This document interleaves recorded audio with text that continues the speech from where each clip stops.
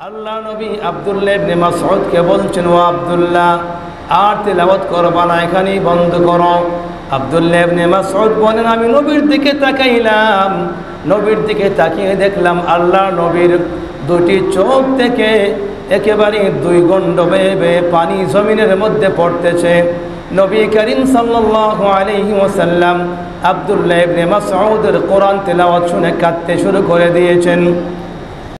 আব্দুল্লাহ ইবনে মাসউদ বলেন, আমি যখন উকবা ইবনে আবি মুআইয়িদের ছাগল চড়াচ্ছিলাম, নবী করিম সাল্লাল্লাহু আলাইহি ওয়াসাল্লাম মক্কার মুশরিকদের অত্যাচার থেকে বাঁচার জন্য হাঁটতে হাঁটতে আমার কাছে ময়দানে এসে পৌঁছলেন, মরুভূমিতে এসে পৌঁছলেন।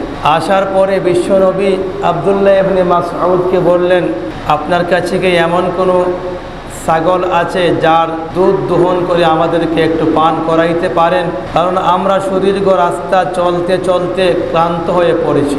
আব্দুল্লাহ ইবনে মাসউদ বললেন, আমি তো কেবল একজন ব্যক্তির ছাগল চড়াচ্ছি, ছাগল চড়ানোর অনুমতি আমি নিয়েছি, কিন্তু কাউকে দুধ দোহন করে পান করানোর অনুমতি আমি গ্রহণ করি নাই।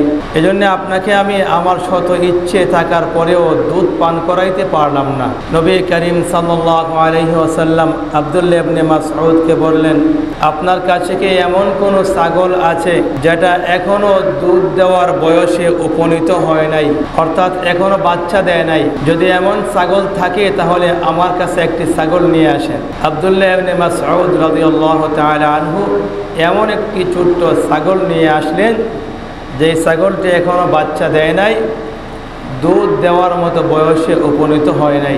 নবী করিম সাল্লাল্লাহু আলাইহি ওয়াসাল্লাম ওই ছাগলের ওলানে ধরে একটি দোয়া করলেন। আব্দুল্লাহ ইবনে মাসউদ বলেন, কি যেন পড়লেন? আমি দেখলাম যে আমার এই ছোট্ট ছাগলটির ওলান দুধে ভরপুর হয়ে গেছে। জোরে বলেন সুবহানাল্লাহ। আবু বকর সিদ্দিক রাদিয়াল্লাহু তাআলা আনহুকে বললেন, হে আবু বকর, একটি পাত্র নিয়ে এসো। এই মরুভূমিতে পাত্র পাবেন কোথায়? সিদ্দিকে আকবর মরুভূমিতে একটু ঘোরাফেরা করে একটি পাথর নিয়ে আসলেন। যেই পাথরটি পাত্রের মতোই, মধ্যখানে গর্ত, চতুর্দিক পাথরের আকৃতিতে আছে। যখন নিয়ে আসলেন, আল্লাহ নবী ওই পাথরের ভিতরে ছাগলের দুধ দোহন করলেন।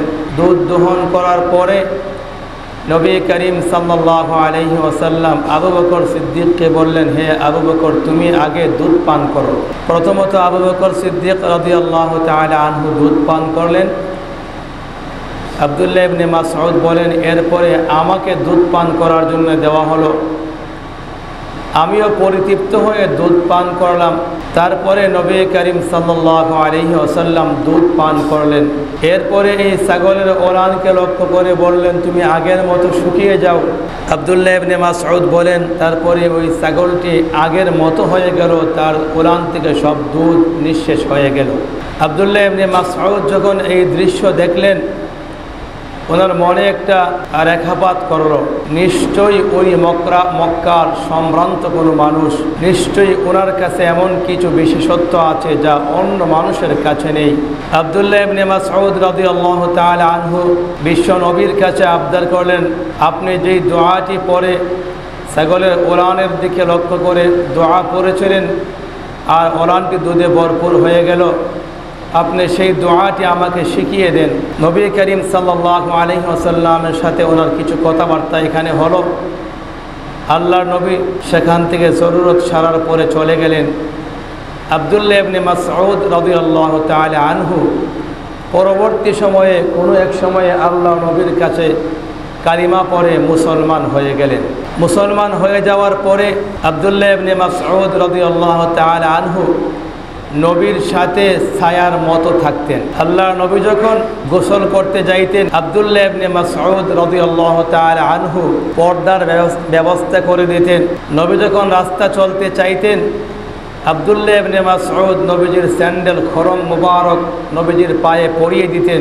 নবী করিম সাল্লাল্লাহু আলাইহি ওয়াসাল্লাম যখন ঘুমাইতেন, আব্দুল্লাহ ইবনে মাসউদ রাদিয়াল্লাহু তাআলা আনহু জেগে থাকতেন। নবীজি যখন কোনো সফরে যাইতেন, আব্দুল্লাহ ইবনে মাসউদ রাদিয়াল্লাহু তাআলা আনহু আল্লাহ নবীর সফরের কাফেলার আগে আগে পথ চলতেন। পথটি শত্রু মুক্ত আছে কিনা, পথটি চলার মতো আছে কিনা এই দিক নির্দেশনা উনি আগে আগে চলে আল্লাহ নবীর পথ চলার পথটি সুগম করে দিতেন।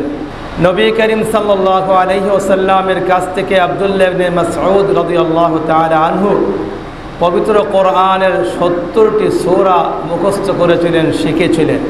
আব্দুল্লাহ ইবনে মাসউদ নবীর সাথে এত ভালোবাসার আর হৃদ্যতার সম্পর্ক রাখতেন, একদা আল্লাহ পাক রব্বুল আলামিন জিবরাইলকে পাঠালেন, আমার নবীর কাছে গিয়ে বলো আমার নবী যেন আব্দুল্লাহ ইবনে মাসউদের কাছ থেকে পবিত্র কোরআনুল কারীমের তিলাওয়াত শুনেন। নবী করিম সাল্লাল্লাহু আলাইহি ওয়াসাল্লাম আব্দুল্লাহ ইবনে মাসউদকে ডেকে বললেন, হে আব্দুল্লাহ ইবনে মাসউদ, তুমি আমাকে একটু কোরআন শোনাও, পড়ে শোনাও। আব্দুল্লাহ ইবনে মাসউদ বললেন, ইয়া রাসূলুল্লাহ, আপনার উপরে কোরআন নাজিল হয়েছে, আপনি কোরআন সবচাইতে বিশুদ্ধভাবে তেলাওয়াত করতে পারেন, আপনার চাইতে কোরআনের ব্যাপারে অভিজ্ঞতা দখল আর কারো নাই, আর আপনি কিনা বিশ্ব নবী হয়ে আমার কাছ থেকে কোরআন শুনবেন। নবী করিম সাল্লাল্লাহু আলাইহি ওয়াসাল্লাম বললেন, হে আব্দুল্লাহ ইবনে মাসউদ, আমার মন চায় যে আমি অন্য কারো কাছ থেকে কোরআন শুনি। মূলত এটা নবীর ইচ্ছা নয়, নবী ইচ্ছে করে এমনটা বলেন নাই, আল্লাহই আসমান থেকে জানিয়ে দিয়েছেন আপনি আব্দুল্লাহ ইবনে মাসউদের কাছে গিয়ে কোরআন শ্রবণ করবেন। আমার বন্ধুগণ, নবী করিম সাল্লাল্লাহু আলাইহি ওয়াসাল্লাম যখন এই কথাটি বললেন, ও আব্দুল্লাহ ইবনে মাসউদ, আমার মন চায় আমি যেন অন্য কারো কাছ থেকে কোরআনের তেলাওয়াত শ্রবণ করি, আমি যেন অন্য কারো কাছ থেকে কোরআন তেলাওয়াত শ্রবণ করে পরিতৃপ্ত হই, এজন্য আমি তোমার কাছেই কোরআন তেলাওয়াত শুনতে চাই। আব্দুল্লাহ ইবনে মাসউদ রাদিয়াল্লাহু তাআলা আনহু বিশ্ব নবীর সামনে কোরআন তেলাওয়াত করতে শুরু করে দিয়েছেন। ইয়া আইয়ুহান নাসুত্তাকু রাব্বাকুমুল্লাযী খালাকাকুম মিন নাফস خلقكم من نفس واحدة وخلق منها زوجها وبث منهما رجالا كثيرا ونساء واتقوا الله الذي تساءلون به والأرحام إن الله كان عليكم رقيبا। আমার বন্ধুগণ, আব্দুল্লাহ ইবনে মাসউদ রাদিয়াল্লাহু তাআলা আনহু সূরাতুন নিসা তেলাওয়াত করতে শুরু করেছেন, এক আয়াত দুই আয়াত করে করে যখন 41 নম্বর আয়াত পর্যন্ত যখন তেলাওয়াত করেছেন, فكيف إذا جئنا من كل أمة بشهيد وجئنا بك على هؤلاء شهيدا। যখন এই আয়াত পর্যন্ত যখন এসে গেছেন, বিশ্ব নবী আব্দুল্লাহ ইবনে মাসউদকে বলছেন, ও আব্দুল্লাহ ইবনে মাসউদ, এবার তুমি কোরআন তেলাওয়াত বন্ধ করো, এবার থামো।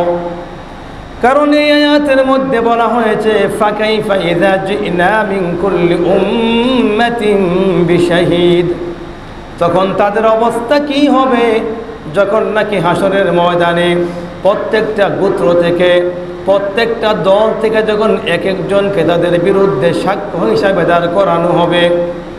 ওয়াজিনা বিকা আলা হাউলাই শাহীদা, আর আপনাকেও যখন তাদের বিরুদ্ধে সাক্ষ্য হিসাবে দাঁড় করিয়ে দেওয়া হবে, তখন মানুষের অবস্থা কেমন হবে। এই আয়াত পর্যন্ত যখন পৌঁছে গিয়েছেন, আল্লাহ নবী আব্দুল্লাহ ইবনে মাসউদকে বলছেন, ও আব্দুল্লাহ, আর তেলাওয়াত করবা না, এখানেই বন্ধ করো। আব্দুল্লাহ ইবনে মাসউদ বলেন, আমি নবীর দিকে তাকাইলাম, নবীর দিকে তাকিয়ে দেখলাম আল্লাহ নবীর দুটি চোখ থেকে একেবারে দুই গন্ড বেয়ে বেয়ে পানি জমিনের মধ্যে পড়তেছে। নবী করিম সাল্লাল্লাহু আলাইহি ওয়াসাল্লাম আব্দুল্লাহ ইবনে মাসউদের কোরআন তেলাওয়াত শুনে কাঁদতে শুরু করে দিয়েছেন। আব্দুল্লাহ ইবনে মাসউদ রাদিয়াল্লাহু তাআলা আনহু কোরআনকে খুব সুন্দর করে পড়তেন। আব্দুল্লাহ ইবনে মাসউদ নিজেই বলেছেন, ইমাম মাসরুক রহমাতুল্লাহি আলাইহি বর্ণনা করেন যে আব্দুল্লাহ ইবনে মাসউদ নিজে আল্লাহর নামে কসম করে বলেছেন যে আল্লাহর হাতে আমার জীবন, আমি সেই আল্লাহর নামে কসম করে বলেছি, কোরআনের ব্যাপারে আল্লাহ আমাকে এত জ্ঞান দিয়েছেন, কোরআনকে আমি এত ভালো করে রপ্ত করেছি, কোরআনের কোন আয়াত কোন জায়গায় নাজিল হয়েছে এর বিস্তারিত বিবরণ আমি আব্দুল্লাহ ইবনে মাসউদ ভালো করে জানি। কোরআনের কোন আয়াত কার শানে নাজিল হয়েছে, কোরআনের কোন আয়াত কোন অবস্থার প্রেক্ষিতে নাজিল করা হয়েছে, ওই কোরআন নাজিলের প্রেক্ষাপটের প্রতিটি আয়াতের কথা আমি আব্দুল্লাহ ইবনে মাসউদ জানি। আব্দুল্লাহ ইবনে মাসউদ আরও বলতেন, এমনি করে কেউ যদি আমার চাইতে বেশি কোরআন সম্পর্কে জ্ঞান রাখে, কোরআন যদি আমার চাইতে ভালো কেউ বুঝে, আমি তার কাছে গিয়ে কোরআন শেখার জন্য যাব।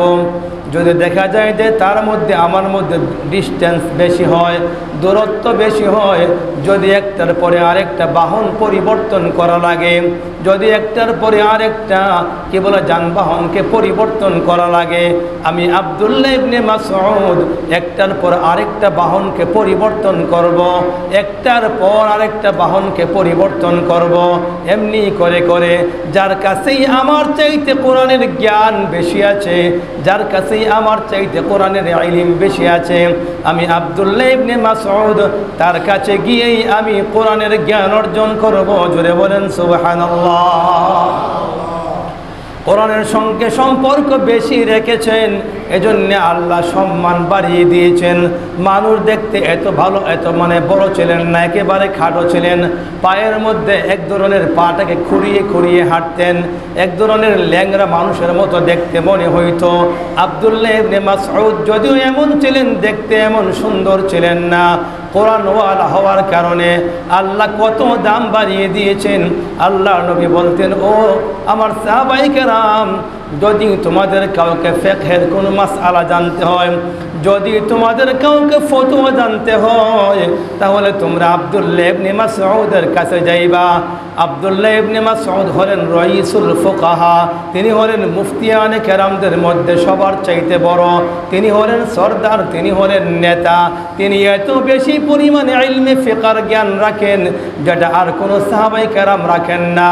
যদি তোমরা ইলমে ফিকহ জানতে চাও, বুঝতে চাও, তাহলে আব্দুল্লাহ ইবনে মাসউদের কাছে যাইবা, কারণ আব্দুল্লাহ ইবনে মাসউদ ওই ফিকহের জ্ঞান সবচাইতে বেশি পরিমাণ রাখেন। সুবহানাল্লাহ।